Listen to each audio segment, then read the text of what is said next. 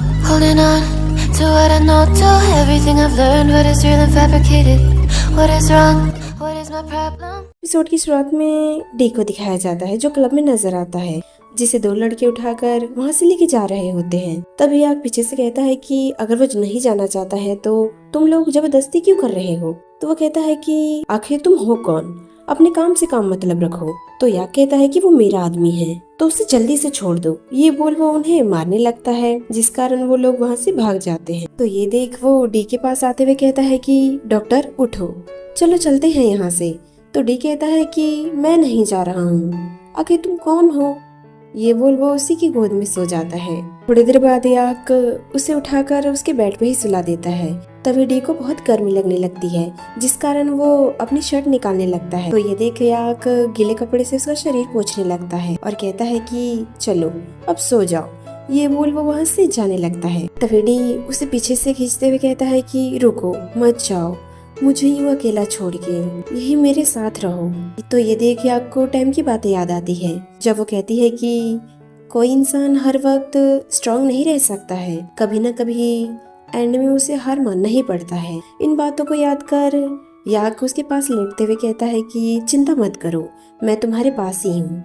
फिर सुबह का सीन दिखाया जाता है, जहाँ डी उठकर जैसे ही बाहर निकलता है उसे लंच रेडी मिलता है और वहाँ एक नोट भी मिलता है जिसमें लिखा होता है कि इसे खाकर तुम्हारी एनर्जी बूस्ट होगी। तो वो कॉफी उठाते हुए कहता है कि तुम्हें तो पता ही होगा ना कि ये किसने रेडी किया है। इधर याक को लेट आता देख और प्रैक्टिस मिस करता हुआ देख उसका भाई उससे गुस्सा होता है और उससे कहता है कि क्या तुम इस तरीके से वर्ल्ड चैंपियनशिप बनने वाले हो। तो याक कहता है कि मुझे इसके लिए माफ कर देना, आगे से ऐसा नहीं होगा। थोड़ी देर बाद हॉस्पिटल के स्टाफ आपस में बात करते हुए नजर आते हैं कि आखिर अब्रॉड जाने वाली स्कॉलरशिप किसे मिलेगी।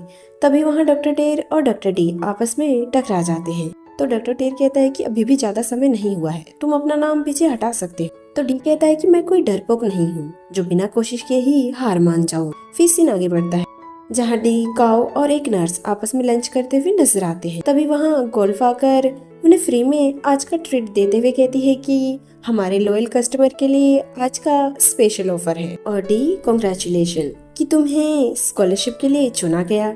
चिंता मत करो, मेरी तरफ से तुम्हें ही सपोर्ट मिलेगा। तो काओ कहता है कि ये न्यूज़ फैली कैसे, आपको नर्स नहीं रिपोर्टर होना चाहिए। तो वो कहती है कि क्या करूं, गोल्फ को बिना बताए मुझसे रहा ही नहीं जाता। तभी काओ डी से कहता है कि क्या तुम यहाँ से सीधा घर जाने वाले हो। तो वो कहता है कि नहीं, उससे पहले मुझे किसी से मिलने जाना है। थोड़ी देर बाद डी अपनी ग्रैंडमा से मिलने जाता है और उनके लिए कुछ गिफ्ट्स भी ले जाता है। तो ये देख वो कहती है कि तुम्हें इतना करने की क्या जरूरत थी। तो वो उनके पास जाकर उनसे गले लगता है, जिस देख वो कहती है कि ये क्या, तुम्हारी टी शर्ट तो गंदी हो गई। तो वो कहता है कि कोई नहीं ग्रैंडमा। तो उसकी दादी उससे कहती है कि और बताओ आजकल क्या कर रहे हो और कैसे हो। तो वो कहता है कि मैं तो ठीक हूँ और पहले जैसा ही हूँ, बस कुछ ऐसी चीजों का सामना करना पड़ रहा है जो पहले कभी नहीं किया। फिर वो उनकी गोद में लेटते हुए कहता है कि दादी माँ, क्या मॉम और डैड ऊपर रहकर हमें मिस करते होंगे।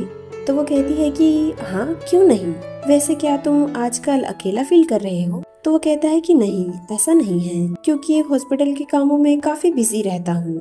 तभी वो कहती है कि वैसे सच बताओ, क्या तुम अभी भी सिंगल हो, तुम्हें अब तो अपना पार्टनर ढूंढ ही लेना चाहिए। तो वो कहता है कि ऐसा कुछ करने के लिए अभी मेरे पास टाइम नहीं है, क्योंकि मैं हॉस्पिटल के कामों में ही काफी बिजी रहता हूँ और मुझे स्कॉलरशिप के टेस्ट के लिए भी मेहनत करनी है। ये बोल वो याक का पुराना मैच देखने लगता है, जिसे देख उसकी दादी माँ कहती है कि तुम बॉक्सिंग कब से देखने लग गए हो।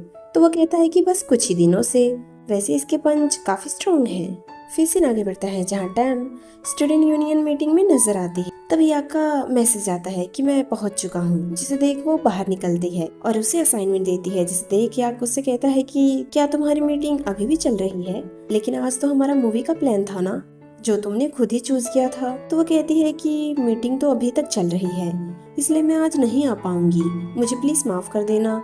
तो ये सुन याक कहता है कि चलो ठीक है। थोड़ी देर बाद वो रोड पे उदास चलते हुए नजर आता है।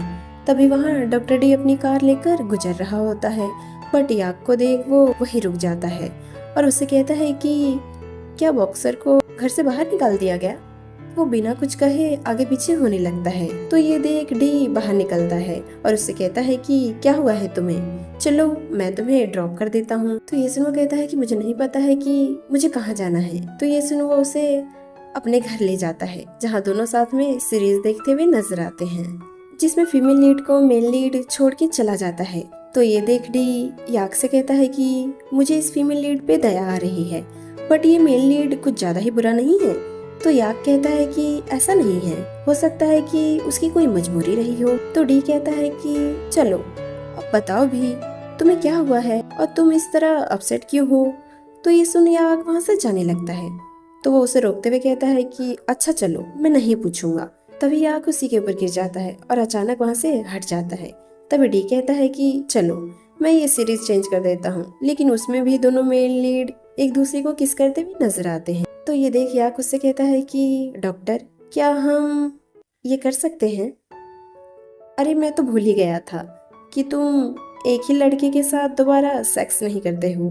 मैं तो बस तुम्हारा एक वन नाइट स्टैंड हूँ। चलो अब मुझे यहाँ से जाना चाहिए। ये बोल वो वहाँ से जाने लगता है। तभी डी कहता है कि रुको, तुम यहाँ से नहीं जा सकते हो। जैसे वो पीछे मुड़ता है वो डी को शर्टलेस देख उसी के ऊपर कूद जाता है और अपने कपड़े निकालते हुए उसे किस करने लगता है। थोड़ी देर बाद दोनों बेड पे नजर आते हैं, जहाँ याक डी से कहता है कि क्या तुम इतनी बिजी हो कि एक लाइट भी ठीक नहीं कर पा रहे हो। तो वो कहता है कि हाँ तुम कह सकते हो। तभी डी कहता है कि तुम्हारा क्या ख्याल है, क्या तुम मेरे फ्रेंड्स विद बेनिफिट बनना चाहोगे? तो याक कहता है कि अगर तुम यही चाहते हो तो ठीक है, लेकिन हमारे बीच रूल्स क्या क्या होंगे? तो वो कहता है कि यही कि हम में से कोई भी किसी के पर्सनल लाइफ में इंटरफेयर नहीं करेगा। अगर एक बंदा कुछ नया ट्राई करना चाहे तो दूसरा बंदा उसे नहीं रोकेगा। और हाँ, तुम मुझे लिप्स पे किस नहीं कर सकते हो। मैं चाहता हूँ कि जिसे मैं सच्चा प्यार करूँगा उसे ही किस करूँगा। क्या तुम ये रूल्स फॉलो करने के लिए तैयार हो? तो वो कहता है कि नहीं, पहले तुम मुझे मेरे नाम से बुलाओ। तो वो कहता है कि ठीक है, क्या तुम्हें ये डील मंजूर है? याक कहता है कि ठीक है, बट क्या हम एक और राउंड लगा सकते हैं प्लीज? मुझे वो बहुत ही पसंद आया था जब तुम जोर जोर से चीख रहे थे। तो डी कहता है कि हाँ क्यों नहीं, बट तुम्हें इससे कुछ ज्यादा देर तक इस पर खेलना होगा। तो वो कहता है कि हाँ क्यों नहीं, तुम्हारे लिए तो इतना मैं कर ही सकता हूँ। ये बोलो उसकी चेस्ट पे किस करने लगता है और अचानक उससे कहता है कि रुको, अगर रिपोर्टर्स को पता चला कि मैं बार बार तुमसे मिल रहा हूँ तो वो तो मेरा स्कैंडल ही बना देंगे। तो ये सुन डी कहता है कि फिर तुम इसके लिए एक काम कर सकते हो। फिर सीन आगे बढ़ता है, जहाँ याक अलग अलग रूप में डी के घर में एंट्री लेता है और कहता है कि मैं यहाँ सफाई करने के लिए आया हूँ। जिसे देख डी कहता है कि हाँ क्यों नहीं, अच्छे से साफ करना। ये बोल वो उसे अंदर खींच लेता है।